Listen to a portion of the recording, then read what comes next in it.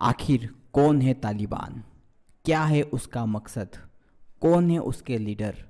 कहाँ से वो पैसा कमाता है? कहाँ से वो सैनिक रखता है? जानिए पूरी तालिबान की कहानी मीमांसा हिस्ट्री के साथ। अफ़गानिस्तान के जो वर्तमान हालात हैं, इनको समझने के लिए हमें थोड़ा सा पीछे चलना होगा। जी हाँ, चलिए हम थोड़ा सा अतीत में झांक कर देखते हैं। बात करते हैं 1980 की। 1980 टू 1989 ये जो टाइम पीरियड है, इस टाइम पीरियड में अफ़गानिस्तान में सोवियत यूनियन की सेना का शासन था। 1989 में सोवियत यूनियन की सेनाएं अफ़गानिस्तान छोड़कर चली गई। कहते हैं कि इस टाइम पीरियड में यहाँ के जो बहुत से लड़ाके थे वो इस शासन व्यवस्था के खिलाफ थे। वो ये चाहते थे कि हमारे देश यानी अफ़गानिस्तान से जो पश्चिमी देशों का जो शासन है उसका अंत हो जाए। जब ये सेनाएं 1989 में चली गई, तब ये अपने हकों के लिए ये जो लड़ाके जो लड़ते थे, ये आपस में ही खुद ही लड़ने लगे। जिनमें से एक इनका लीडर बना जिसका नाम था मुल्ला मोहम्मद उमर। मुल्ला मोहम्मद उमर इसने ही इसकी स्थापना की थी। तो मुल्ला मोहम्मद उमर का नाम यहाँ पर सबसे मुख्य रूप से लिया जाता है। इसी ने पश्तून युवाओं के साथ मिलकर तालिबान आंदोलन शुरू किया था। अब ये समझते हैं कि तालिबान क्या होता है। तालिबान एक पश्तो भाषा का शब्द है जिसका अर्थ होता है मदरसों में पढ़ने वाले स्टूडेंट। तो यहाँ पर हमें ये बात समझ में आई कि ये जो तालिबान जो आंदोलन है, ये मदरसों में पढ़ने वाले स्टूडेंट्स ने मिलकर चलाया था और इसका लीडर बना था मुल्ला मोहम्मद उमर। अब उस समय जब पश्चिमी देशों का शासन था, तब मुजाहिदीनों ने तालिबान में मसीहा देखा। यानी इनका जो मुखिया था जिसने ये पूरा संघ बनाया था तालिबान का, एक नाम है यह तालिबान, कोई देश नहीं है, ये एक नाम है। तो इस तालिबान में जो मुजाहिदीन थे, वहाँ के जो स्थानीय लोग थे, उन्होंने इसमें मसीहा देखा। तो इसी मसीहे ने फिर तालिबान को एक विस्तृत रूप दिया। अब तालिबानी शासन कैसे काम करता है ये हम देखते हैं। इसमें इन सब का एक मुखिया होता है जो कि वर्तमान में कौन है, उसका नाम है मौलवी हिब्तुल्लाह मौलवी हिब्तुल्लाह अंकुशज़ादा। ये इनका मुखिया है। कहा जाता है कि यह बहुत ही निर्दय शासक है और अपने फतवों के लिए प्रसिद्ध है। मुखिया के नीचे तीन व्यक्ति काम करते हैं।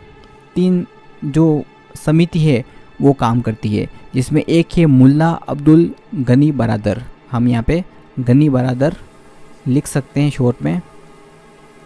यहाँ पे हम लिख लेते हैं, पूरा लिख लेते हैं, मुल्ला अब्दुल गनी बरादर। ये सबसे पहला नंबर है।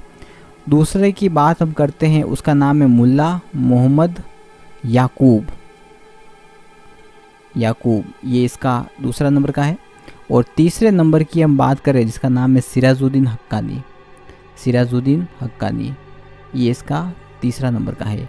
देखिए, ये जो मुल्ला मोहम्मद याकूब है, ये उसी जो उमर था उसका बेटा है। यानी मुल्ला मोहम्मद उमर का बेटा कौन है? मुल्ला मोहम्मद याकूब। अब ये जो समितियां हैं, इनके नीचे वापस लीडरशिप काउंसिलिंग काम करती है। कौन काम करती है? लीडरशिप काउंसिल काम करती है। लीडरशिप काउंसिल, इस लीडरशिप काउंसिल में 26 सदस्य होते हैं और ये 26 सदस्य जो हैं इसके रहबरी शुरा नाम से इसको पश्तो भाषा में जाना जाता है। किसे? लीडरशिप काउंसिल को। और ये 26 जो काउंसिल है, इसका जो मुख्य ऑफिस है वो है पाकिस्तान के क्वेटा में। जी हाँ, पाकिस्तान के क्वेटा में। और इन लीडरशिप काउंसिल के डाउन में, यानी इनके अंडर में गवर्नर और कमांडर काम करते हैं। इनके अंडर में कौन काम करते हैं? गवर्नर और कमांडर इनके अंडर में काम करते हैं। अब आगे हम बात करते हैं कि इनका मुख्य उद्देश्य क्या है। ये जो अफ़गानिस्तान के ऊपर जो ये शासन करना चाहते हैं, इनका मुख्य उद्देश्य है इस्लामी शरिया कानून लागू करना। इस्लामी शरिया कानून लागू करना। ये कानून लागू करना चाहते हैं।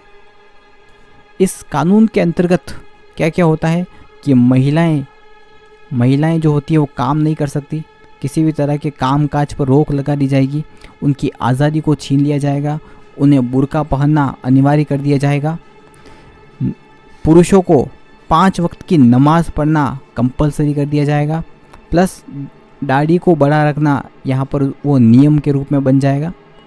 कोई भी अगर अपराध करता है तो उसको पब्लिक सज़ा उसको दी जाएगी।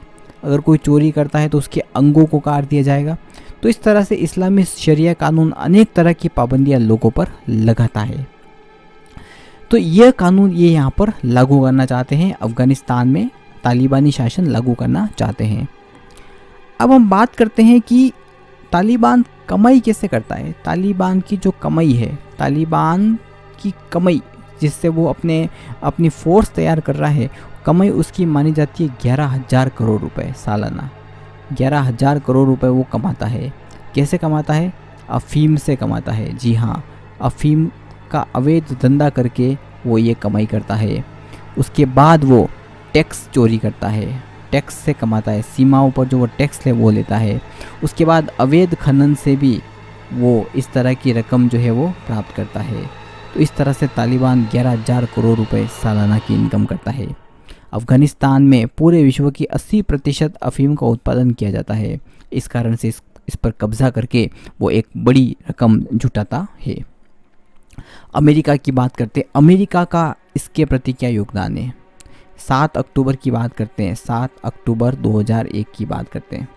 7 अक्टूबर 2001 को अमेरिका ने अफ़गानिस्तान पर हमला किया था, क्योंकि उस समय तालिबानी का शासन था।